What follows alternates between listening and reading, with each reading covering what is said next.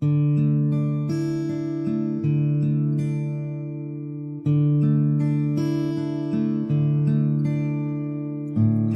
breaking through to our eyes, but this is no great surprise. Babies in barns, green fields of farms, this is the body of God. A star in the dark sky we share, straw underfoot as we look up and stare. Each part of creation, a perfect formation that lives as the body of God. Where else would God be but right here? In, within, through all we sense and we feel. God in the manger, God in the cows, God in the innkeeper's mother's eyebrows.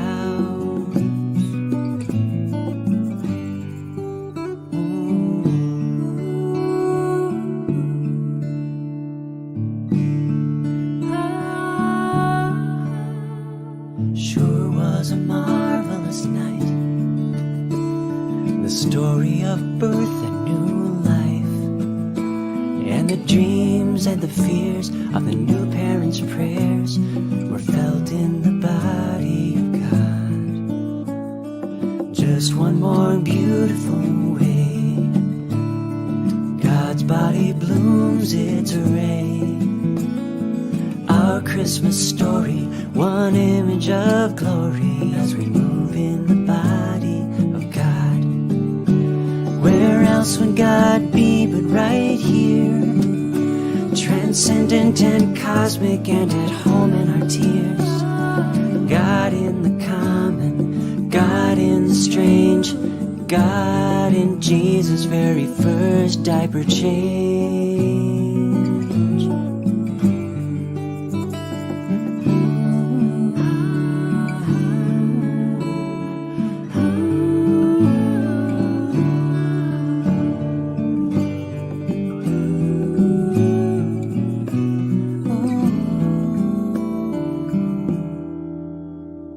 Well, these are unsettling times, and as I put my son down for the night, I can't help to dream how much kinder we'd be if we knew all of life, the world's every plight, to be part of the body of God.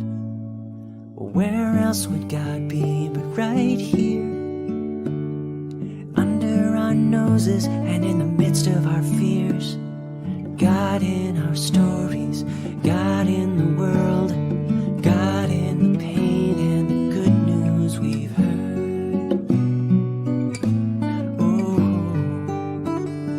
God in the manger, God in the cows, God in the common, God in the strange, God in our stories, God in the world, God in the pain and the good news we've heard.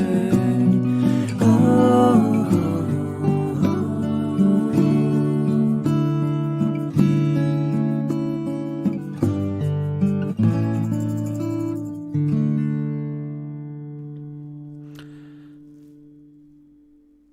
well, good evening, everyone. Good evening. Hope you're doing well.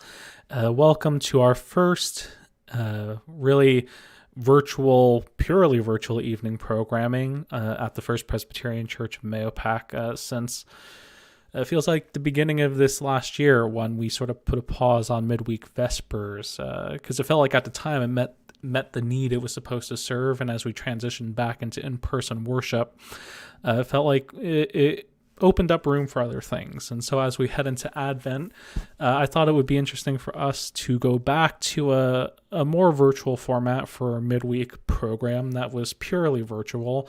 As you know, when we gather together on Sunday, if you're watching this at a later time, of course, we try to make our worship services hybrid or as inclusive as we can to people who are joining online. We know that's not always possible, though, and sometimes that's a difficult thing to do. So this is a really digital first program here at the First Presbyterian Church of Mahopac.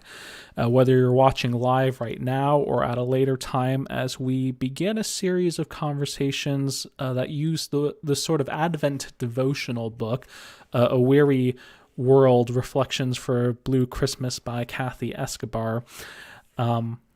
A really lovely book, and I think you'll see in a moment how that wonderful song that you may hear later on this season, once again, maybe Jim was alluding to that. I think it fits beautifully with the theme of what we are going to cover tonight in this first week of the book. Now, you don't have to buy the book. That's okay. I'm going to be hitting on some major themes that I think are relevant, even if you don't. But if you're looking perhaps for a different kind of Advent devotional this year, the Amazon link to the book or the ebook version, it's in the chat. And I hope that during this time, as we share, as we sort of cover some of what's in these reflections that she offers. If you're watching live, you can feel free to, now I'm going to point at the screen. I don't know which way I'm pointing to, but you see now if you're looking at the screen, there's the little chat box. So you'll see if you're from Facebook or YouTube. And perhaps you have a question or you have something you want to share, you can do it and it'll pop up right there and you can see it. I can see everything.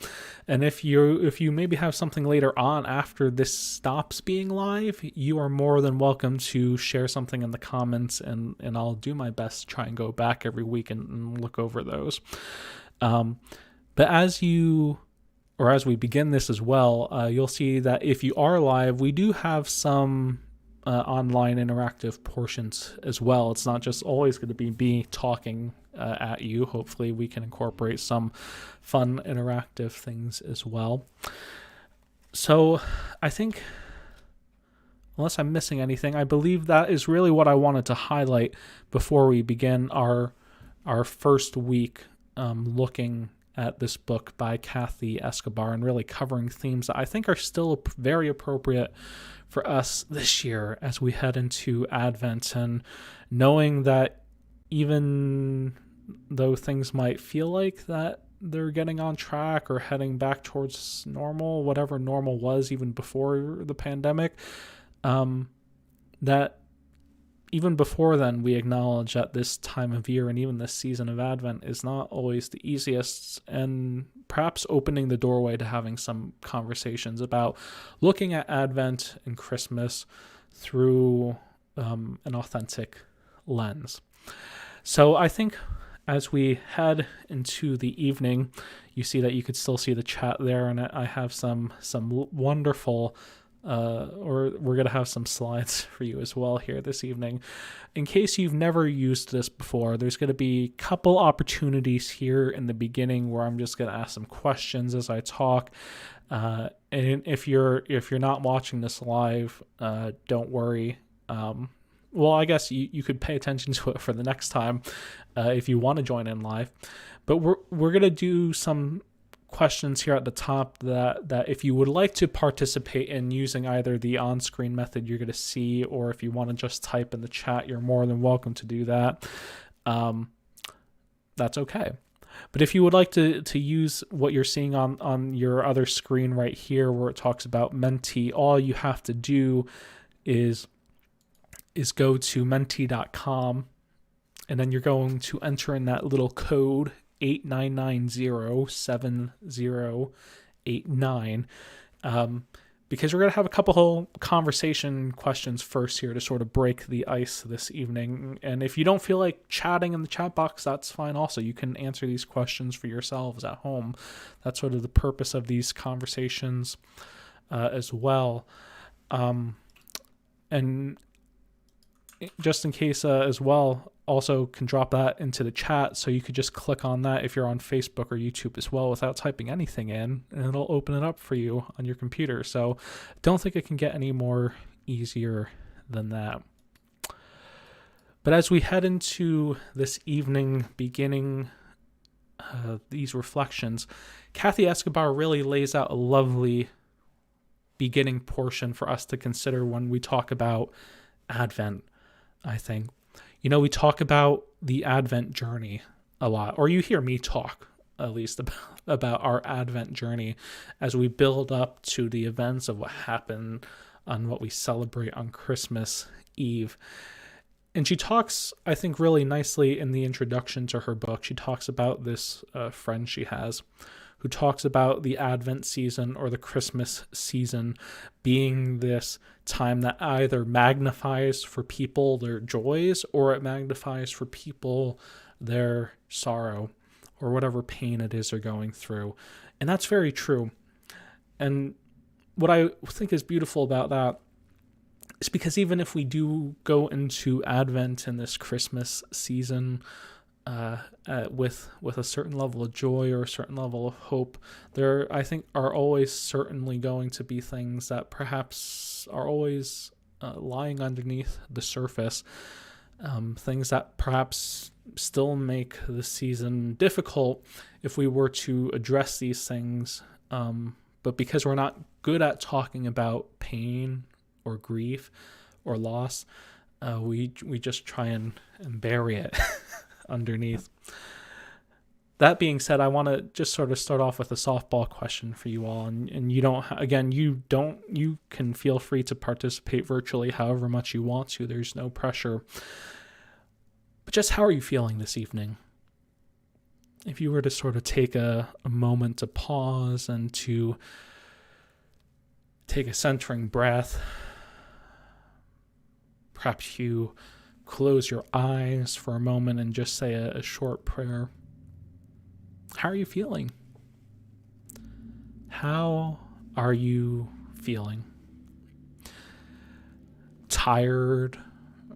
I think there's a lot of people who feel tired. Anxious? Yeah, that's another one. Anxious. Perhaps you're feeling uncertain or worried. There's all these things that we can feel. And now I forget if the slide is going to talk about it later on. But I asked this question of how we're feeling because I want us to think about looking at Advent this season as saying that it's okay for us to say however it is we're feeling, and then that's it. I don't think we have to try and sugarcoat the way we feel. I think especially in a church setting, if we're talking about Sunday morning, or if we're talking about catching up with someone in the church parking lot, or even if you run into someone in the grocery store, right? You see a friend and you ask them how they're doing, and they might say, I don't know, maybe something's bothering them, but they say, oh, but it's fine, I'm good. And sometimes I think in our just sort of aversion, even in the Christian faith, our aversion to talking about things that are hard and difficult, we sort of close off those conversations, and we say, and we say, oh, like instead of leaving what I'm feeling out there in the open, I'm going to try and put a but, or I'm going to try and add something else to sort of minimize whatever pain or stress or whatever it is you're feeling. And I hope that as we go into this first section of her book that focuses on her Advent reflections, this first week, which focuses on honoring reality, that we might use the Christmas story, the Christmas narrative, to begin to think about how are ways that we can honor what it is we're all feeling during these times. Because we may not all be feeling joyful, or we may not all feel like singing the Christmas hymns. Perhaps for some, even as Kathy Escobar names in her book, perhaps even going through the Christmas traditions that we go through in our church, perhaps they just seem very disconnected from how we're feeling. And this goes into the first sort of quote I think is lovely in her book from Megan Devine, who says that some things just can't be fixed. Sometimes they can only be carried. And as we think about that in terms of Advent, it's sort of interesting for us to think about the fact that there are some things that can't be fixed, that they can only be carried, because there's not always going to be a solution, or an easy solution, at least, to a problem we're facing. And if we were to look at the Christmas story, certainly there were some things that just had to be carried. They couldn't just be fixed. I bring up this quote from that she also uses because it really relates to this other portion of her book that Kathy Escobar writes, where she says that we don't need to put a but at the end of each challenging thing we share. It's hard to just say I'm suffering without adding, oh, but I've got a lot to be thankful for. I find that to be really beautiful. I find that to be really impactful for what it means to be a person of faith during these holiday times, during these Advent times. What I think is important about this as we look at honoring reality this first week and its relationship to the Christmas story is that we can hold all these things together. That there are people who can, or, what I should say is that it's possible to hold all these things together without trying to minimize or maximize one or the other. That we can certainly say that we can go to church on Sunday and that we could sing the hymns that are familiar, Joy to the World, or O Come Emmanuel, and find comfort in that, while at the same time also naming that there are things that, if you don't mind me saying, and I apologize, but if you don't mind me saying that there are just some things this season that just suck. And no matter what anyone tries to do, it just is there. Kathy Escobar in her books names for us some things that people are going through this season, or some ways in which the season is painful for us, where we've suffered losses. We've lost people, we've lost jobs, we've lost dreams or faith communities. Perhaps we aren't where we wish we were in our lives. Perhaps we're just worn down and we're weary. Perhaps we feel alone. Perhaps we're in the middle of crisis. Perhaps our families are non-existent or tricky. Perhaps we feel disconnected and we feel confused in our faith. Perhaps we don't do well with the inauthenticity in this season of our story. Perhaps we're scared of hope.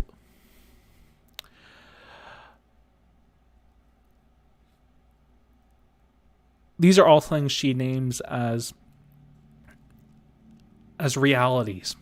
That's just really what they are. They're realities. That even if we feel like, or if we say we're doing fine, I'm sure that there are some ways in which we are struggling, or we know people who are struggling this winter, this Advent season. Even though she talks about hope as being this thing that can be fearful, I think Kathy Escobar would go on to say, especially as we talked about hope this last Sunday, which was the first Sunday of Advent, I think she might also say that there is hope in this journey of honoring our reality, our various realities. Because when we are able to authentically come together and name the things that make this season hard, or what make life hard, there's hope in that.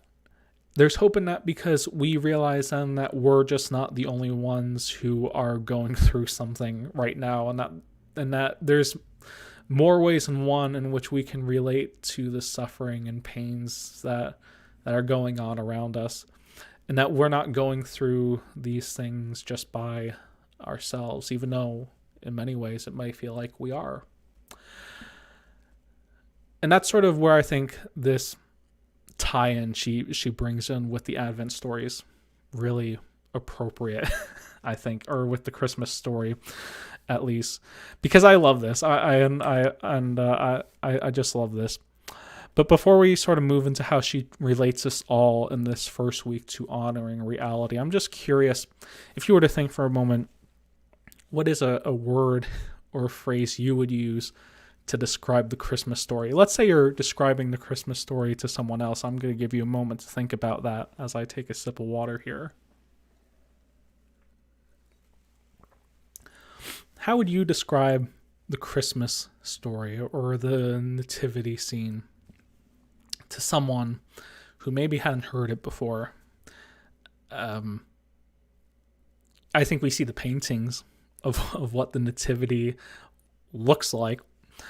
Whether or not that's how we would describe it, that's another story.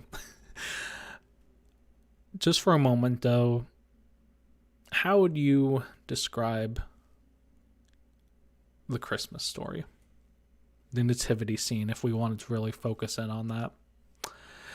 I asked this question of how you would describe the Christmas story or the nativity scene because I think that impacts how we approach what goes on in this season of Advent or this season of Christmas, and how we relate to the things going on in our own lives and how we relate to the things going on in other people's lives. Yeah, I love the idea of family, of using that to describe the Christmas story. I ask it because in one of her towards the end of her week, because this book is divided into weeks, I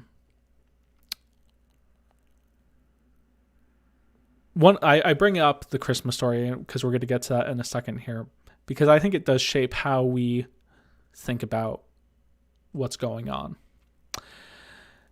Especially in this sort of first question she asks, which is, what's happening in your world or the wider world that's making you feel weary right now?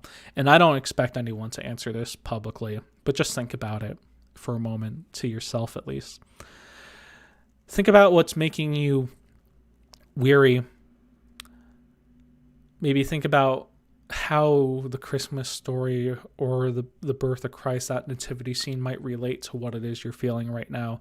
How it either helps or doesn't help you relate to your feeling weary right now. Just take a moment to reflect on that.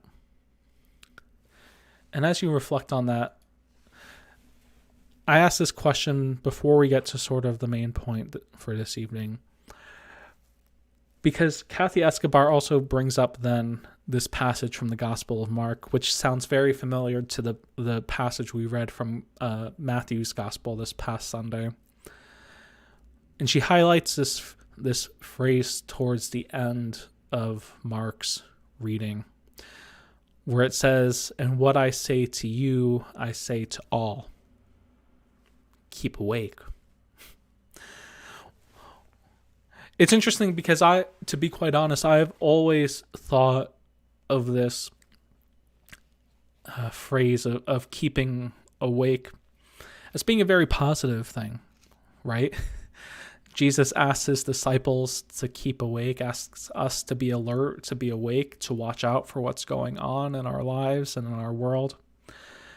I never thought of it as the way Kathy Escobar describes, in which she describes this passage from Mark as relating to maybe not those ways I've always thought about this passage. In her book, she writes about how she views or how she relates to this passage of Mark after explaining some of the own trauma she's gone through in her family. But she says, for some, you're agonizingly awake to your story right now.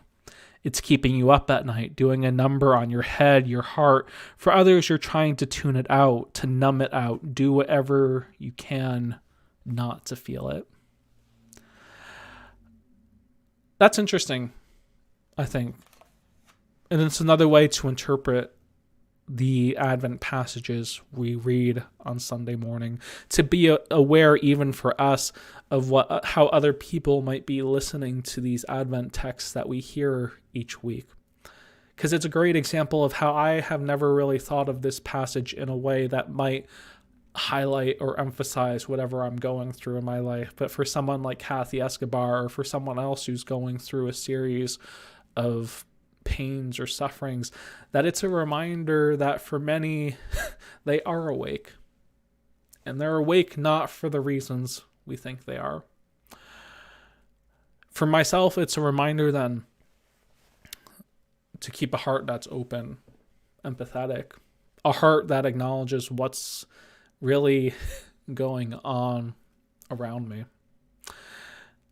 And this is, I think, where we sort of get to what's being talked about in her relationship of holding up this story of honoring reality with what's going on in these passages we love and we cherish, and we read them each Christmas year. This sort of broad second question she asks is talking about being honest about the Christmas story for you this season. What part of it do you like? What parts are comforting? What's annoying or what's hard to embrace? What I love about this is because she talks about in her book how we've sort of quote unquote sanitized the Christmas story. I don't want to harp on it again, but you all know how I feel about Hallmark movies. I think at this point I'm not the biggest fan. And so I apologize if you do. There's nothing wrong with Hallmark movies. They're just not my cup of coffee.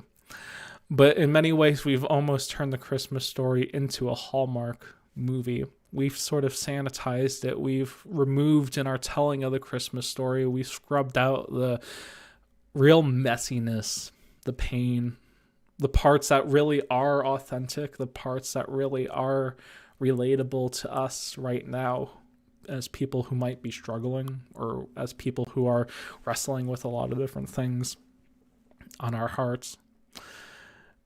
It's a reminder of the way in which the Christmas story was one that is very relatable for us here today, in a way that can help us reclaim our own realities. I find this picture she takes, this comic, she has this in her book. I find it very I find it a little amusing. She wants us to think about the real Advent story, who was there at the birth of Christ. And she highlights that it's not the glamorous Christmas story that we've always thought about. That if we really wanted to look at the Advent story, the Christmas story, it's not the kind that we'll find on a Christmas card. But we have these large group of people coming from foreign places. We don't know who they are.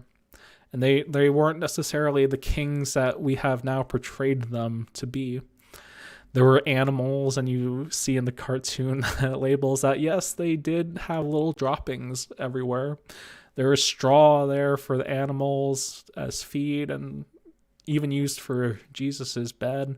You had new parents, who in reality were nobodies, as it says in the cartoon.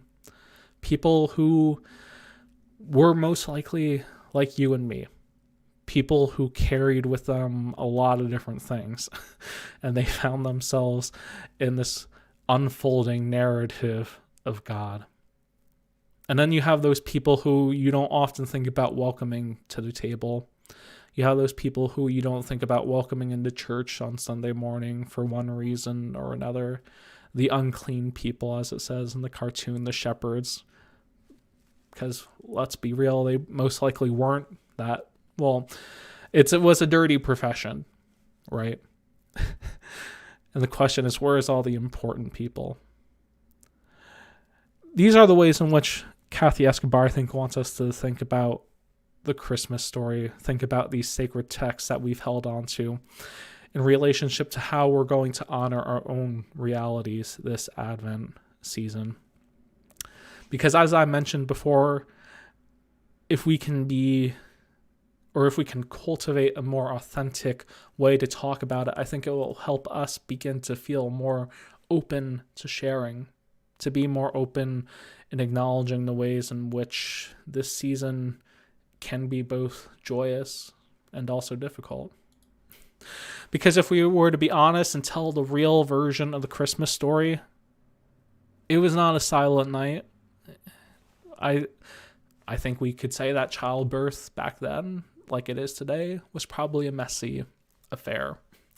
We could say that animals aren't always clean, especially if we're talking about the livestock who was there in Jesus' stall. For the newborn parents, for Mary, for Joseph, especially for Mary, that it's hard to breathe a sigh of relief with the powerful hunting you down. Mary, especially Mary, is someone who stands as this figure in Kathy Escobar's reflection, as this figure who is able to hold the joys, the sorrows, the complexities of life together, and helping us to understand how we can let go and how we can also say, I don't know. To say I don't know to some of the answers in life that we don't have answers to, and that's okay. Now, this one wasn't in Kathy Escobar's book, but when I think about the Advent scene today, or when I think about the nativity scene today, I do also want to know what mother would want a drummer to greet their newborn child. Now, I know that's not in scripture either, but I always find it funny that we have this song, "The Little Drummer Boy," and I don't think Mary would have appreciated that. You know, if she finally got Jesus to sleep, and then you have this drummer. Yeah, I don't think it really fits into this whole portion of what Mary was really looking for at the time. I hope that as we're able to reflect this season on our Advent journey, as we build up eventually to the Christmas story, that we're able to begin to take a new look, perhaps, at rereading the stories we are most familiar with this time of year. And that perhaps we can look at them and be reminded of the hope that we find in them, the hope that we've heard preached or said or read in church for as long as time. But I would hope that we can go back and reread these passages of Scripture to also find the ways in which we could place ourselves in them today as people who are wrestling with so much, especially as we look back on the fact that there's so much that we've had to deal with this past year, this year, with employment or jobs or schools. There's a lot we've had to deal with. And to be able to take a moment this Advent season, this Christmas season, to name what those things are and to reclaim the Christmas story as one that can hold those realities together, I think that's a powerful thing. So perhaps go through till the next time we meet. Go back, reread some of those Christmas passages you're familiar with. Look for the ways in which perhaps, I don't remember seeing that in a TV remake of the Christmas story. Because I think we'd be surprised in the ways in which we have sort of cleaned up the Christmas story.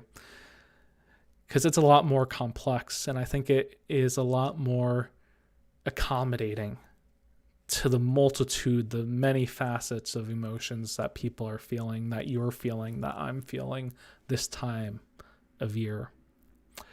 So I hope that's something we can do. And I hope that we can create the spaces then to have conversations either with family or friends, to take a moment and just be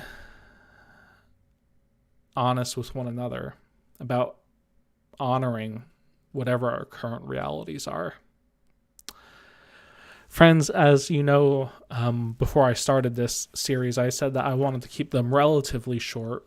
One, because I found the last time I did these and I talked for more than half an hour, my voice went hoarse. So I think I'm going to try and keep them around this sort of time length. But before we close out this first session where we look at the first week of Kathy Escobar's book, I would like to just lead us in a word of prayer. So if you would, you can either join me in saying this prayer out loud for yourself, or you can close your eyes. But let us join together in prayer. God, help us live in the places that don't make sense. Help us keep hobbling through the hard.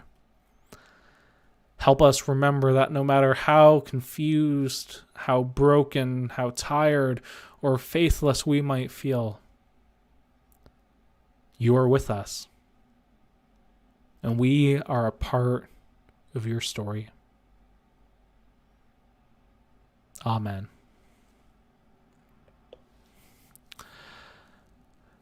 So friends, I hope you enjoyed this sort of short series, or this shorter first part of our series that's going to continue up through Advent. Next week, we're going to look at the second section of Kathy Escobar's book. And so I hope that you can join us next week, whether you were live here. It was great to see you, those folks who I saw in the chat, and those who I may see later on in the comment sections. So friends, I hope that you have a blessed night.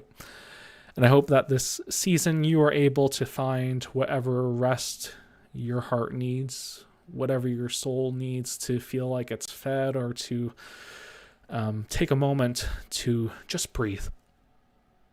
So friends, until the next time we meet, may God be with you.